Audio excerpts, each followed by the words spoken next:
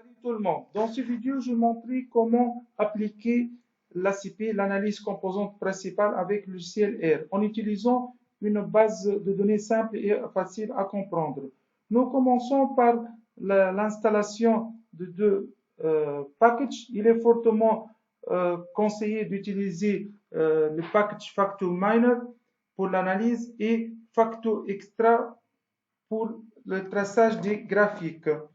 Donc, on commence par le chargement. Après l'installation, on commence par le chargement de deux packages. Donc, on utilise Library Facto Miner et Library Facto Extra.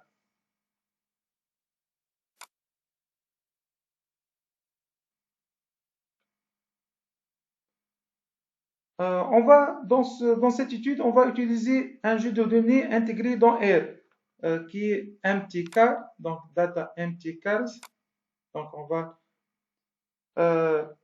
c'est MTCars, c'est une base de données qui contient les données techniques de 32 voitures. Pour chaque voiture, nous disposons 11 variables. MPG, c'est la consommation, les cycles, nombre de cycles, etc.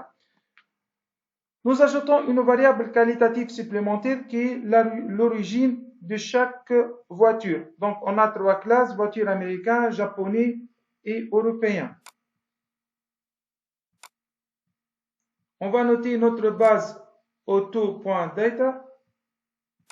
Pour vérifier les noms, on utilise names.auto.data. Donc, on a 12 variables. Pour l'affichage de l'entête de la base, donc, on utilise height.auto.data. Donc, on a 12 variables. Pour les statistiques descriptives, donc summary, tableau, il donne les statistiques sur toutes les variables.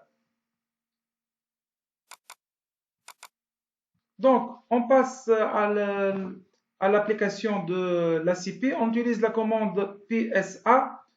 Donc, on indique scale unity true. Donc, on indique qu'il faut faire le centrage et l'élection de données. Et on ajoute une variable supplémentaire qui est la deuxième colonne, qui est country. Donc, on run. Pour afficher le résultat sur les deux premières dimensions, on indique NCP2.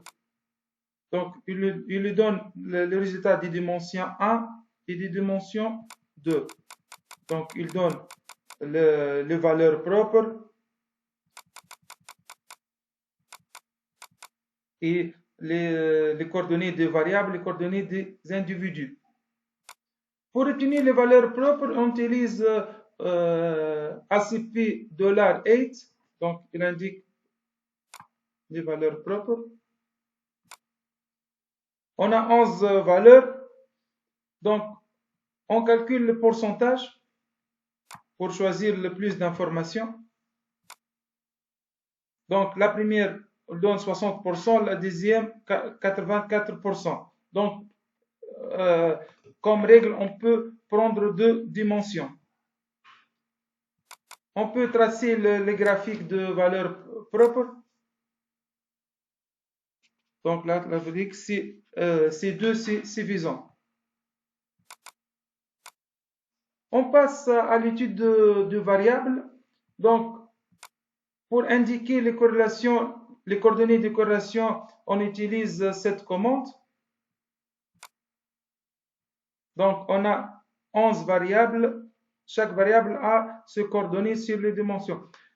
Pour indiquer les contributions de chaque variable par le cosinus et par le cosinus et par la qualité des contributions. On peut tracer la contribution des variables sur pour le premier axe. On utilise phi-base contribute.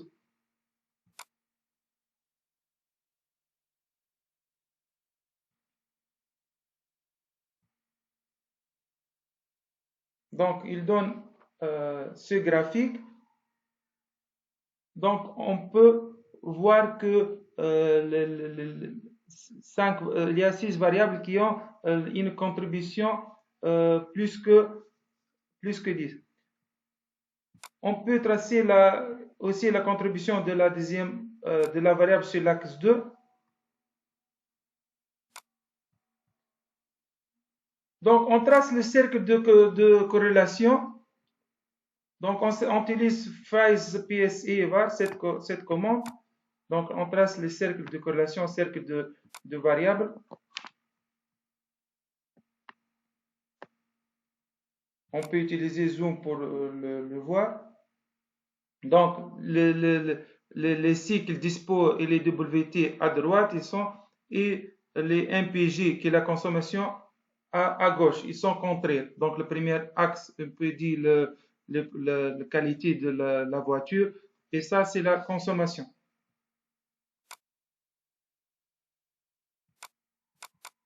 Maintenant, on va faire la projection des individus sur le premier plan factoriel. Donc, le coordonnées, le composant des individus sur l'axe principal, on utilise cette commande. On a 32 individus. Chaque individu a un individu. On peut le tracer, on utilise plot.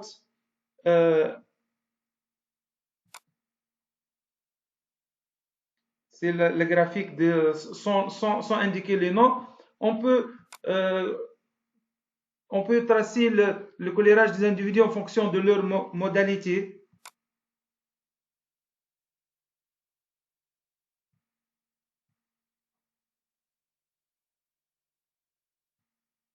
On peut aussi utiliser des ellipses.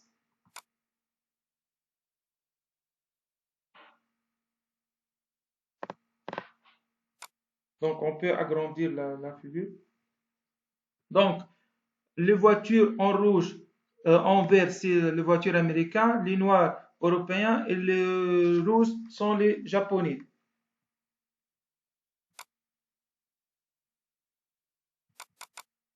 On peut calculer la contribution des individus sur le premier axe en utilisant le cosinus et les contributions, on utilise les qualités de contribution.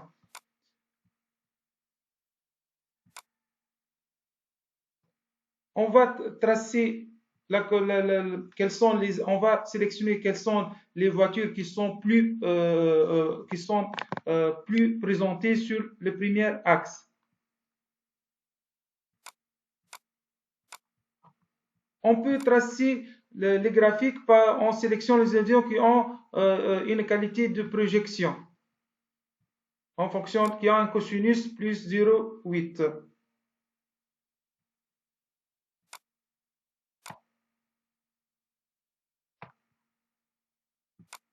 On peut utiliser Xtrofile, donc pour les zoom. Donc, qui ont le couleur plus foncé ont une cosinus plus élevée. Donc, ils sont bien présentés. Par contre, le Mercedes et le Mercedes sont mal présentés.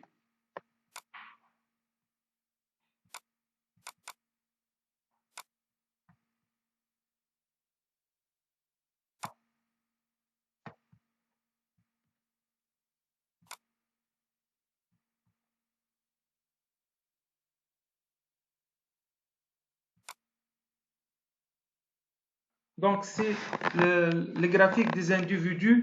Donc, le vert sont les voitures américaines, le jaune, c'est les japonais, et le noir sont américains. Donc, enfin, on peut tracer le graphique Piplot où on indique les variables et les individus. Donc, c'est le graphique final qu'on peut l'interpréter. Donc, on va faire l'agrandir. Non, dans cette graphique, nous voyons quelque chose d'intéressant. Les voitures américaines forment un groupe distinct. Les voitures américaines en bleu forment un groupe distinct à droite. En examinant les axes, nous voyons que les voitures américaines se caractérisent par valeur élevée des CL, le nombre de cylindres, donc ils sont plus puissants, et par le WT, qui est le poids, ils sont plus grands. Par contre, les voitures japonaises en V se caractérisent par MPG, consommation de carburant plus élevée. Par contre, les voitures européennes qui est en rouge sont quelque peu au milieu et ils sont moins groupés que les deux autres groupes. Merci pour votre attention. À la